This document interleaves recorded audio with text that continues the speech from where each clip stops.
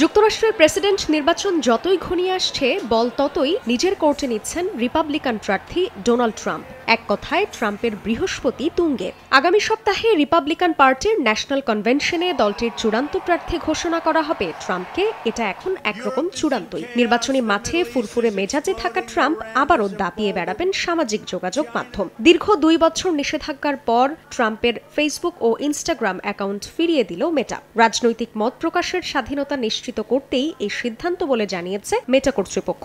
যুক্তরাষ্ট্রের প্রথম সাবেক প্রেসিডেন্ট হিসেবে মেটার প্ল্যাটফর্মে কমিউনিটি স্ট্যান্ডার্ড ভঙ্গের অভিযোগে অভিযুক্ত হয়েছিলেন তিনি। ওয়াশিংটন ডিসির ক্যাপিটল হিলে হামলা ভাঙচুরে উস্কানি দেওয়ার অভিযোগে তার অ্যাকাউন্টে নিষেধাজ্ঞা দিয়েছিল প্রতিষ্ঠানটি। পরে তিনি নিজের সামাজিক মাধ্যম ট্রুথ সোশ্যালে মত প্রকাশ করতে থাকেন।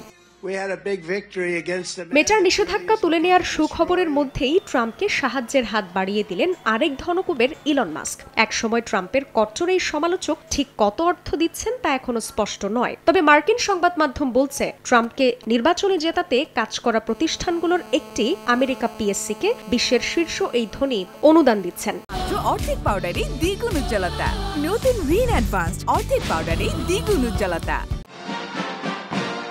অন্যদিকে প্রতিদ্বন্দ্বী ডেমোক্রেটিক প্রার্থী জো বাইডেন সময়ের সঙ্গে সঙ্গে কোণঠাসা হয়ে পড়ছেন। নির্বাচনী দৌড় থেকে সরে দাঁড়ানোর চাপের মধ্যেই প্রচারণার জন্য $9 কোটি অনুদান আটকে দিয়েছেন অর্থদাতারা। নিউ ইয়র্ক টাইমসের প্রতিবেদন অনুযায়ী বাইডেনের কয়েকজন প্রধান অর্থদাতা জানিয়েছেন, যদি নির্বাচন থেকে সরে না দাঁড়ান তাহলে তার নির্বাচনী খরচ বহন করা ফিউচার ফরওয়ার্ড পিএসসিতে অনুদান স্থগিত রাখবেন তারা।